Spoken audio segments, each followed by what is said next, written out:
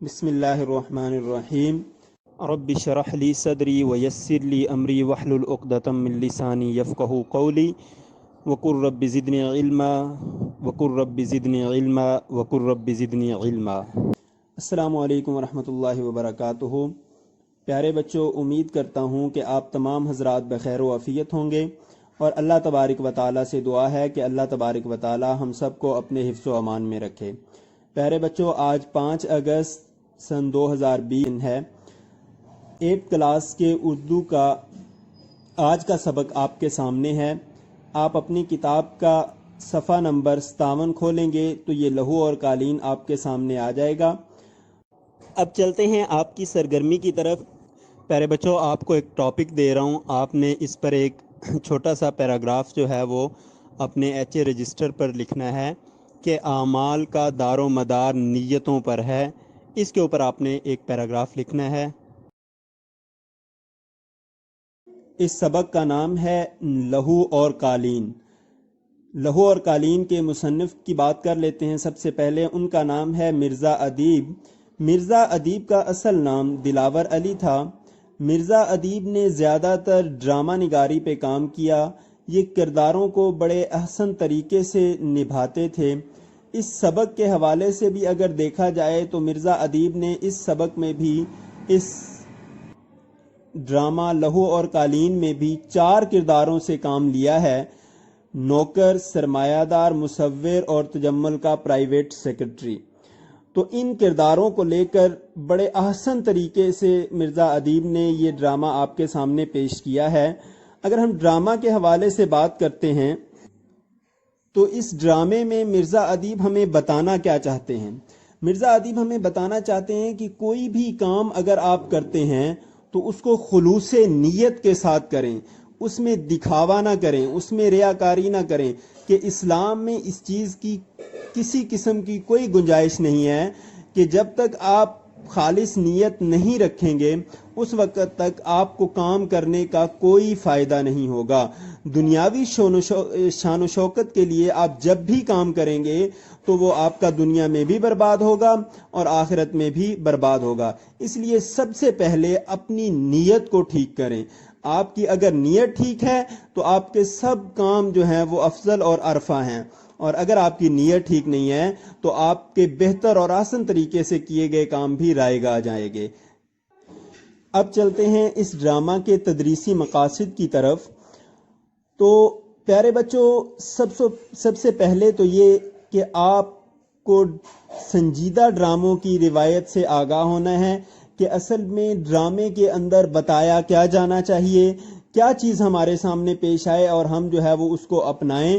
اور اس کے ساتھ ساتھ دوسرا آپشن لکھا ہوا ہے طلباء کو اپنے معاشرے میں موجود ریاکار کرداروں سے روشناس کرانا۔ جیسے میں نے پہلے بات کی کہ جب بھی آپ کوئی چیز، کوئی کام، کوئی بھی مقصد کسی کو دکھانے کے لیے یا کسی کی واہ واہ کے لیے یا کسی کے سامنے اپنے آپ کو بڑا ثابت کرنے کے لیے کریں گے تو وہ کام آپ کے لیے وبال جان بنے گا، اس میں آپ کو کسی قسم کا کوئی فائدہ حاصل نہیں ہوگا۔ اس لیے اس ریاکاری سے بچنا چاہیے۔ صرف دنیاوی کاموں میں ہی نہیں بلکہ عبادت میں بھی ریاکاری سے بچنا چاہیے کہ جب بھی ہم عبادت کریں وہ خالصتاً اللہ تعالیٰ کے لیے کریں۔ تو اس لیے ہر کام میں ریاکاری ایک ایسا فساد ہے، ایک ایسا جو ہے وہ مہلک مرض ہے کہ اگر ہم اس ریاکاری کے اندر پڑ جاتے ہیں تو ہمارے سارے کے سارے اعمال، سارے کے سارے کام ہمارے برباد ہو جاتے ہیں۔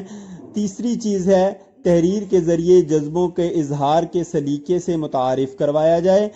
تو پہلے بیٹا، سب سے پہلی بات تو یہ ہے کہ میں نے آپ کو مضمون کی تعریف میں بتایا تھا کہ انسان جو چیز تحریر کے ذریعے دوسرے تک پہنچا سکتا ہے، اپنے جذبوں کا اظہار کر سکتا ہے، وہ کسی اور چیز کے ذریعے نہیں ہو سکتا۔ تو اس لیے اپنی تحریر کو عمدہ بنایا جائے۔ تو اب ہم چلتے ہیں اس سبق کی طرف۔ تو جیسے سبق کا نام، ڈرامے کا نام لہو اور قالین رکھا گیا ہے، تو اس میں سب سے پہلے سردار تجمل حسین جس کوٹھی کے اندر رہتا ہے، جس محل کے اندر یا جس بنگلے کے اندر رہتا ہے، اس کو آشکار کیا گیا ہے کہ وہ کس طرح کا تھا۔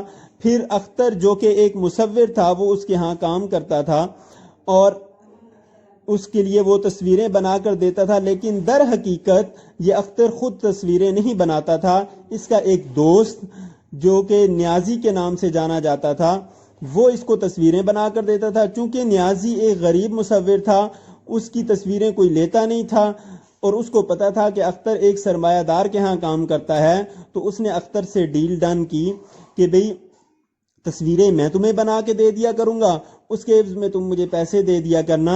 چونکہ میری بہن وہ شادی کے قابل ہو گئی ہے، مجھے اس کی شادی کے لیے پیسوں کی ضرورت ہے، تو تم مجھے پیسے دے دینا، میں تمہارے لیے جو ہے وہ تصویریں بنا دوں گا. اختر نے اس ڈیل پر اوکے کیا اور اس سے تصویریں لے کر اس کو پیسے دینا شروع کر دیے. اب تجمل حسین وہ کیا کرتا تھا ان تصویروں کا؟ تو تجمل حسین ان تصویروں کو لے کر نمائش میں پیش کرتا تھا، اور وہاں سے اس کو سرمایہ ملتا تھا، وہاں سے اس کو واہ واہ ملتی تھی، وہاں سے لوگ اس کی عزت کرتے تھے کہ تمہارا مصور جو ہے وہ بہت اعلیٰ ہے، وہ بڑا اچھا کام کرتا ہے. تو یہ اپنی واہ واہ سمیٹنے کے لیے اس نے اختر کو اپنے پاس رکھا ہوا تھا. ایک دن اختر کا ان تمام چیزوں سے جی بھر گیا اور اس نے بالآخر تجمل سے بات کرنے کا فیصلہ کیا. اور صبح صبح جب تجمل اس کے ہاں آیا تو اس نے اختر نے تجمل کو بٹھایا اور اس کو ساری چیز سمجھائی کہ بھئی یہ اس طرح سے آپ جو ریاکاری والا کام کر رہے ہیں یہ ہمارے لیے اچھا نہیں ہے. ابھی ان کا یہ مکالمہ چل ہی رہا تھا تو اس کے اسی وقت تجمل کا پرائیویٹ سیکرٹری رؤوف آ جاتا ہے. چونکہ تجمل کو یہ خبر ملتی ہے کہ آج کی نمائش میں ججوں نے سب سے اعلیٰ اور سب سے بہتر تصویر جو قرار دی ہے وہ اختر کی دی ہے، وہ اس کی تصدیق کے لیے رؤوف کو اس نے بھیجا ہوتا ہے. تو جب اس مکالمے کے درمیان رؤوف واپس آتا ہے وہ اس کو خبر دیتا ہے کہ آپ کی خبر درست ہے، واقعتاً جو ہے وہ اختر کی تصویر کو اول انعام قرار دیا گیا ہے. لیکن اس کے ساتھ ساتھ وہ اس کو ایک خبر سناتا ہے اختر کو کہ آپ کا کوئی دوست نیازی تھا، آج ہمیں پتہ چلا ہے کہ اس نے صبح صبح خودکشی کر لی ہے. اور اختر اس چیز کو جانتا تھا کہ اس نے خودکشی کیوں کی ہے، تو اس لیے اختر اس کو خودکشی قرار نہیں دیتا بلکہ اس کو ایک قتل قرار دیتا ہے. تو اس قتل کا ذمہ دار جو ہے وہ تجمل حسین کو قرار دیتا ہے. بڑے پیارے انداز میں مرزا ادیب نے اس ڈرامے کو جو ہے وہ آپ لوگوں کے سامنے بیان کیا ہے. آپ اس کو 2 سے 3 بار اچھے طریقے سے جو ہے جب پڑھیں گے آپ کو اس میں مزہ بھی آئے گا اور آپ جو ہے وہ اس کے پیچیدہ پہلوؤں سے بھی آشکار ہو جائیں گے، آگاہ ہو جائیں گے. تو اور اس کے ساتھ ساتھ آپ کو میں نے سبق کے شروع میں بھی بتایا کہ اس سبق کو آپ نے 2 سے 3 بار اچھے طریقے سے یکسوئی سے الگ ہو کر پوری توجہ کے ساتھ پڑھنا ہے، کیونکہ اسی سبق کے اندر سے آپ سے میں کوئی بھی سوال کر سکتا ہوں. اس لیے آپ کو اس کی تمام چیزیں جو چیدہ چیزیں ہیں یا جو چیزیں آپ کے اوپر جو ہے وہ جن سے آپ کو آگاہی ہوگی ان کے بارے میں آپ سے کوئی بھی سوال کر سکتا ہوں، آپ کو وہ جواب دینا ہوں گے.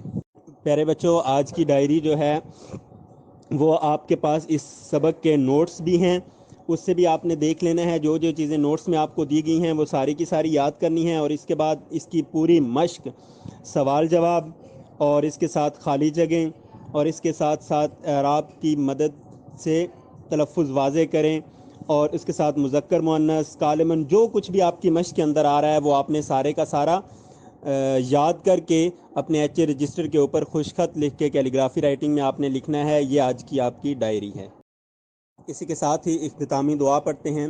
سبحانک اللہم وبحمدک اشہد ان لا الہ الا انت استغفرک واتوب الیک. اسی کے ساتھ ہی آپ سے اجازت چاہتا ہوں. اللہ آپ کا حامی و ناصر ہو. فی امان اللہ.